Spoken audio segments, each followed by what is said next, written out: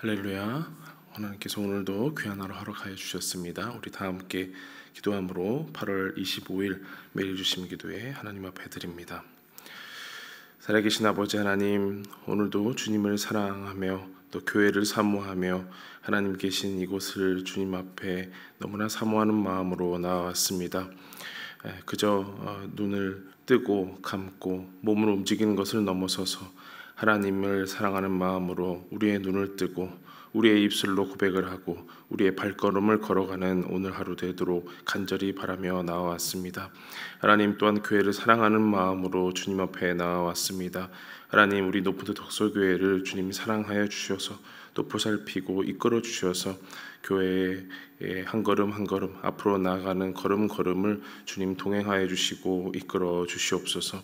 하나님, 인간적인 방법으로서는 너무나 어렵고 또 막막한 길에 있을 수 있으나 하나님을 의지하는 마음에 있어서는 그 어느 것보다도 넓고 또 깊은 또 광활한 그런 우리 앞길이 예비되어 있음을 우리가 믿고 나아갑니다. 걱정하지 아니하고 또 원망과 불평하지 아니하고 온전히 걸어갈 수 있는 우리 교회 되게 하여 주시고 그런 교회 공동체 한 명 한 명 우리 주님 앞에서 세워 주시옵소서. 오늘도 기도하며 나아가는 우리에게 하나님 여러 가지 근심거리가 있습니다. 육신의 약함과 또 정신의 어려움과 또 믿음 없음과 또 우리의 경제적 어려움과 또 우리의 모든 근심을 하게 하는 우리 손과 발, 우리의 모든 안과 밖의 문제들이 있사오나 하나님, 그 문제보다 크신 하나님을 믿고 나아가오니 모든 문제의 답이 되신 예수 그리스도께 나아가오니 우리를 붙잡아 주시고 하나님의 한량없는 은혜와 또 영광 가운데 나아갈 수 있도록 역사하여 주시옵소서. 오늘도 말씀 앞에 겸손히 나아갑니다. 하나님, 우리의 눈을 열어서 주의 율법에서 놀라운 것을 보게 하여 주시옵시고 우리가 발걸음 걷는 모든 곳에서 하나님의 뜻을, 하나님의 복음을 전하는 저희들 되도록 인도하여 주시옵소서. 함께 하실 줄 믿사옵고 예수님의 이름으로 기도하옵나이다. 아멘. 하나님 말씀 보겠습니다. 예레미야 25장 15절에서 29절입니다. 예레미야 25장 15절에서 29절까지의 말씀 한 절씩 교독하고요. 29절은 다 같이 읽겠습니다. 제가 먼저 봅니다. 이스라엘의 하나님 여호와께서 이같이 내게 이르시되 너는 내 손에서 이 진노의 술잔을 받아가지고 내가 너를 보내는 바 그 모든 나라로 하여금 마시게 하라. 그들이 마시고 비틀거리며 미친 듯이 행동하리니 이는 내가 그들 중에 칼을 보냈기 때문이니라 하시기로 내가 여호와의 손에서 그 잔을 받아서 여호와께서 나를 보내신 바 그 모든 나라로 마시게 하되 예루살렘과 유다 성읍들과 그 왕들과 그 고관들로 마시게 하였더니 그들이 멸망과 놀램과 비웃음과 저주를 당함이 오늘과 같으니라.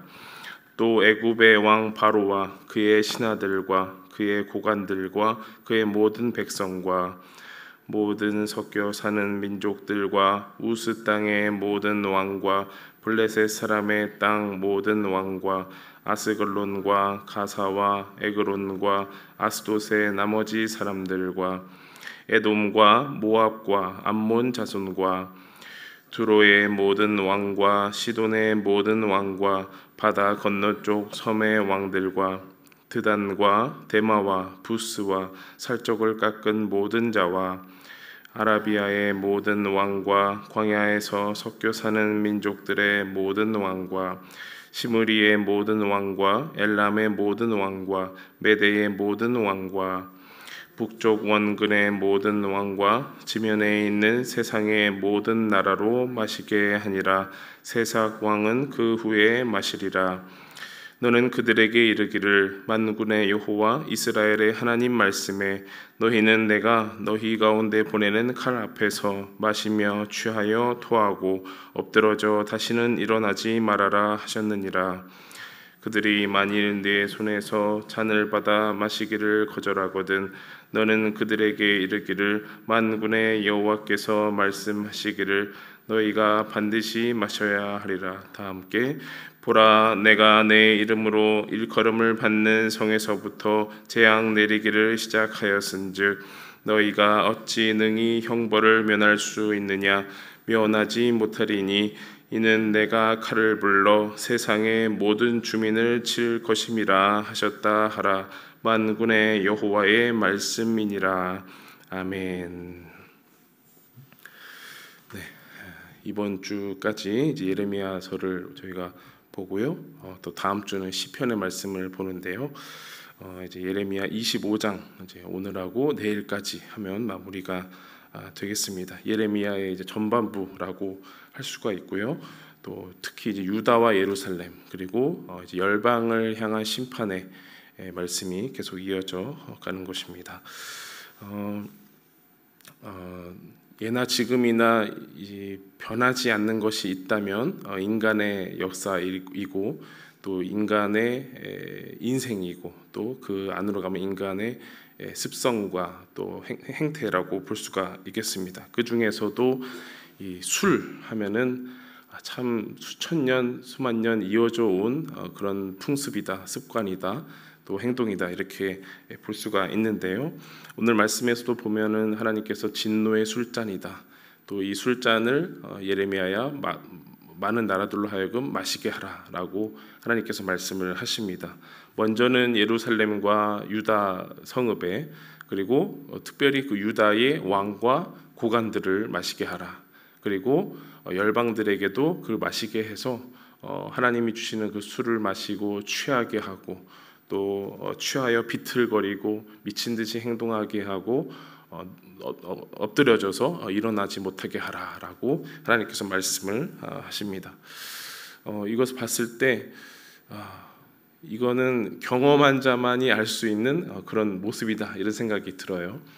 다시 말하면 예레미야가 본 것, 또 예레미야가 살면서 본인이 살면서 보고 경험하고 주변에서 느꼈던 그것들을 다시 한번 마음에 되새기면서 하나님의 말씀을 받고 예언한 것이다 이렇게 보여지는데요. 다시 말하면은 술 취한 사람들의 모습을 보았기에 또 그것을 주변에서 경험했기에 이렇게 자세한 말씀을 선포한 것 아닌가 생각이 듭니다.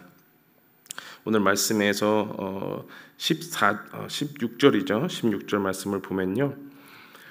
이런 모습이 자세하게 나오는데요. 그들이 마시고 비틀거리며 미친 듯이 행동하리니 이는 내가 그들 중에 칼을 보냈기 때문이니라 하시기로. 네.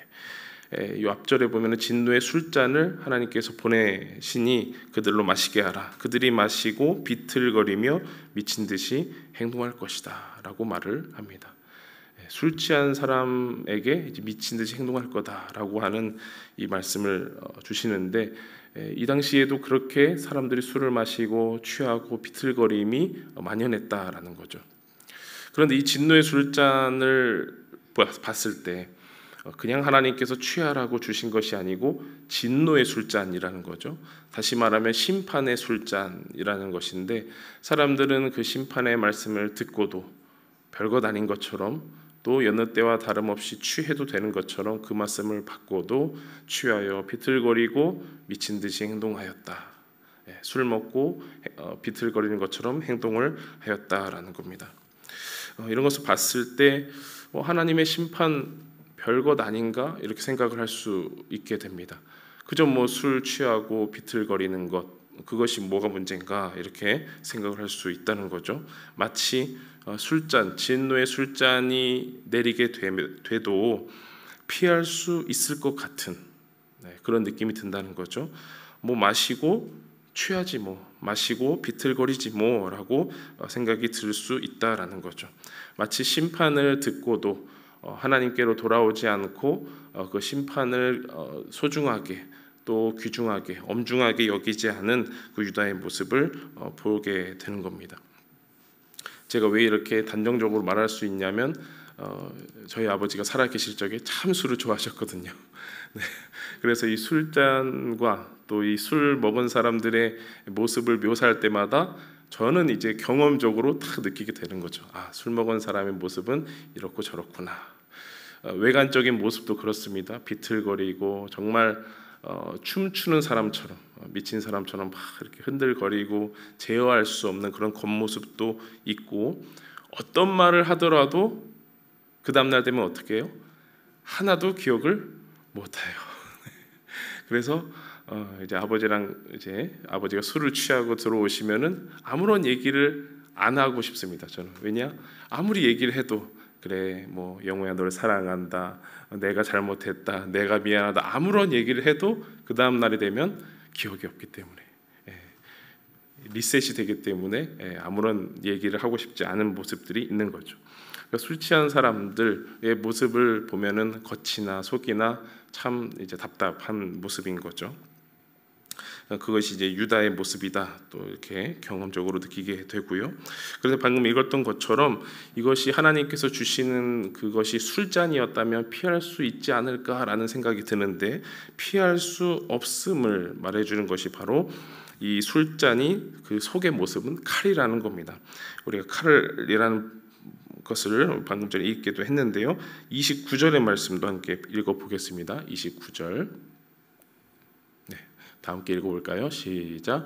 보라, 내가 내 이름으로 일컬음을 받는 성에서부터 재앙 내리기를 시작하였은즉 너희가 어찌 능히 형벌을 면할 수 있느냐? 면하지 못하리니 이는 내가 칼을 불러 세상의 모든 주민을 칠 것임이라 하셨다 하라. 만군의 여호와의 말씀이니라.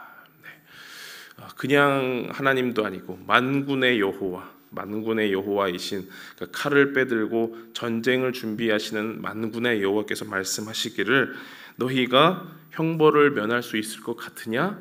아니라는 거죠. 피할 수 있을 것 같으냐? 아니라는 거죠.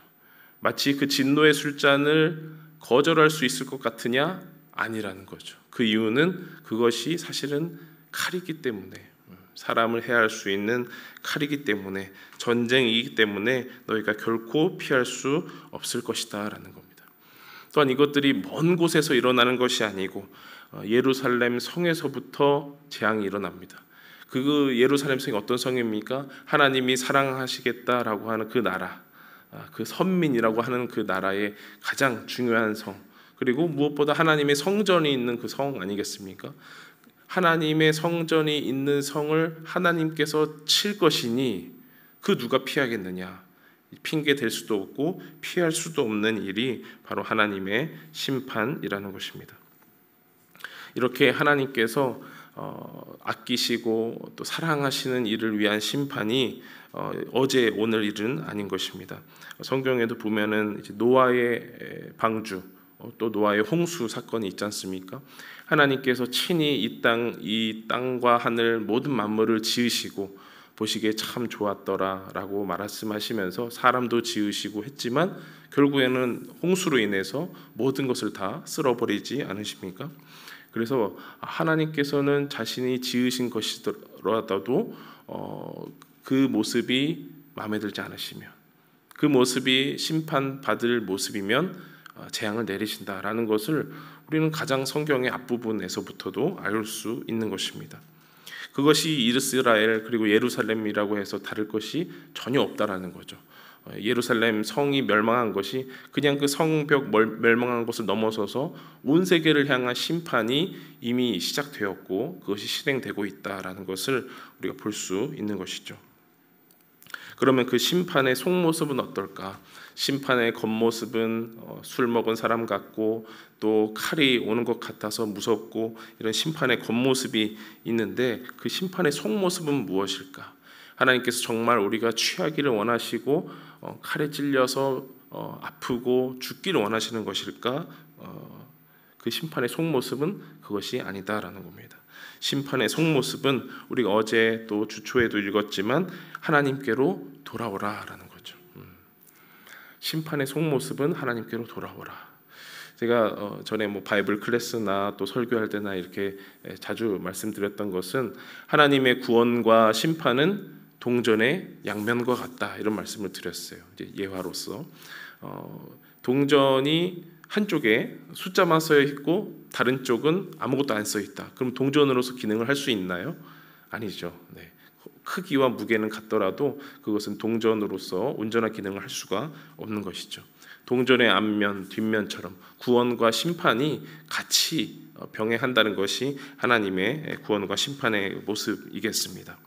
그래서 하나님께서는 심판을 주시는 것 같고 홍수와 같은 재앙을 주시는 것과 같고 예루살렘을 멸망시키는 것이 전부인 것처럼 보이지만 사실은 그 이면을 보게 되면은 하나님의 구원과 하나님께로의 초청이 가득하다라는 겁니다. 그것이 우리 월요일에도 함께 보았죠. 하나님께서 끊임없이 꾸준히 선지자를 보내셨다라는 것이고, 그것이 궁극적으로는 예수 그리스도를, 자신의 아들을 우리에게로 보내셨다라는 것이 하나님의 그 구원의 모습인 것입니다. 그래서 그 심판의 모습이 절대로 없어지면 안 되기에, 심판 없이 구원만 있어서도 안 되기에 우리에게 주신 그 예수님을 어떻게 했습니까? 십자가에 달리게 해서 심판을 당하게 하셨다. 우리 대신에 심판을 당하게 하셨다라는 거죠. 그 구원과 심판의 온전한 모습을 우리 가운데서도 보여주셨습니다. 자, 그러면 우리 믿는 자에게, 교회를 다니고 신앙하는 우리 기독교인에게 심판의 겉모습 또 심판의 속모습까지 살펴보았는데요. 그러면 이런 생각도 들었습니다. 내가 차라리 믿지 않았으면, 하나님을 몰랐으면 심판 그거 내가 상관없었을 거라고, 지금처럼 내 마음대로 잘 살았을 거라고, 내 힘대로 내가 원하는 대로 내 능력대로 잘 이뤄냈을 거라고 생각할 수도 있겠습니다. 하지만 그마저도 우리에게는 부족한 생각인 것이죠. 신앙인이든 불신앙인이든 간에 우리에게는 궁극적으로 다가오는 고난이 있다는 겁니다. 그거 바로 죽음, 성경적으로 말하면 멸망이 되겠죠. 홍수와 같은 죽음, 대파국 앞에서 믿는 자든 믿지 않는 자든, 하나님을 신앙하는 정도가 깊든 얕든 간에 그 대파국 앞에서 우리는 그 어떤 것도 할 수 없다. 그래서 우리가 하나님 앞에 늘 겸허하게 나갈 수밖에 없다라는 것이죠. 이것이 심판 아니겠습니까? 만군의 여호와, 창조주 하나님 앞에서 우리 인간은 그저 보잘것없는 작은 존재라는 것을 인식하는 것 그 자체가 저는 심판이라고 생각이 들어요. 그러면 하나님이 어떻게 삽니까? 저는 하나님 앞에 살 수 없습니다 라는 그 인식이 바로 저는 심판이라고 여겨지는데, 그 이면에 뭐가 있다 그랬죠? 구원이 있다 그랬잖아요. 그것만으로 우리가 좌절하고 심판 가운데로 우리의 몸을 내버려 두지 아니하고, 하나님께서 주시는 그 구원 가운데로, 그 심판의 이면인 구원 가운데로 우리가 나아갈 수 있다라는 것입니다. 사도 바울도 그 말씀 우리에게 로마서 말씀을 통하여 주셨는데요. 로마서 3장 23절 24절 말씀 함께 읽어보겠습니다. 함께 읽습니다. 시작. 모든 사람이 죄를 범하였음에 하나님의 영광에 이르지 못하더니 그리스도 예수 안에 있는 속량으로 말미암아 하나님의 은혜로 값없이 의롭다 하심을 얻은 자 되었느니라. 모든 사람이, 신앙인이든 불신앙인이든, 예루살렘 성 안에 거주하고 있는 이스라엘 선민이라고 스스로 여기는 그 이스라엘이든, 이스라엘을 둘러싸고 있는 크고 작은 열방들, 또 세상 왕이라고 불리는 그 바벨론 왕까지 포함해서 신앙인이든 불신앙이든 간에 하나님의 그 심판 앞에서 피할 수 없다. 모든 사람이 죄를 범하였다. 같은 맥락에서 나오는 이야기죠. 모든 사람이 심판 앞에서 평등하고 피할 수 없지만 그리스도 예수로 말미암은 그 속량으로 우리에게 의롭다 하심, 구원이 허락되었다라는 귀한 말씀이 우리 가운데 주어진 것입니다. 다시 한번 기억합니다. 심판의 겉모습은 우리가 피할 수 있을 것 같고 또 모든 사람에게 임하는 것으로 보이지만 그 심판의 속모습, 그 구원의 참모습은 하나님께로 돌아오라라고 하는 하나님의 초청입니다. 그 구원으로의 초청을 오늘 우리 마음 가운데 새기면서 우리가 오늘 그리고 내일 이렇게 예레미야를 마무리하기를 바랍니다. 바라기는 여러분 가정 가운데 또 직장과 여러분이 걷는 오늘의 걸음 가운데에서 하나님 왜 이런 고난 주시나요? 왜 이런 슬픔 주시나요? 왜 이런 저에게 뜬모를, 제가 감당할 수 없는 시련과 아픔, 고난 주시나요? 차라리 홍수를 주시지 왜 이런 어려움 주시나요? 라고 생각이 들 때에 그 고난의 속모습, 우리를 부르시고 우리를 기다리시고 우리를 돌아오라고 말씀하시는 그 하나님의 속모습을 보면 좋겠습니다. 그걸로 조금 위로 받으시고 또 조금 더 크게 소망 가지시고 더욱더 크게 하나님 앞에 나오시는 여러분 되면 참 좋겠습니다. 그 하나님의 속모습, 하나님의 구원으로의 초청에 기꺼이 응하는 저와 여러분 되시기를 간절히 바랍니다. 기도하겠습니다. 살아계신 아버지 하나님, 우리를 지으시고 우리를 이끄시고 사랑하시는 것 우리가 늘 되새기며 나아갑니다. 그러나 우리에게 닥치는 고난과 어려움과 역경으로 말미암아 그저 심판의 주님만 우리 마음 가운데 새겨갑니다. 하나님, 우리가 뭘 그리 잘못했기에, 뭐가 부족하기에 그렇게 이런 어려움을 주시냐고 하나님께 불평도하며 나아갑니다.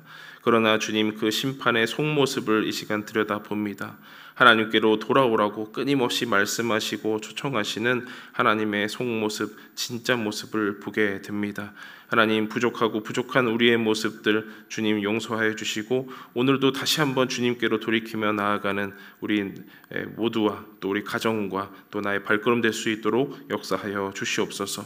그렇게 구원의 길을 조금씩 걸어가는 우리 교회와 또 우리 모두가 될 수 있도록 역사하여 주시옵소서. 오늘도 함께 해주실 줄을 믿사옵고 예수님의 이름으로 기도하옵나이다. 아멘. 다 함께 믿음으로 기도하시며 나아가시겠습니다.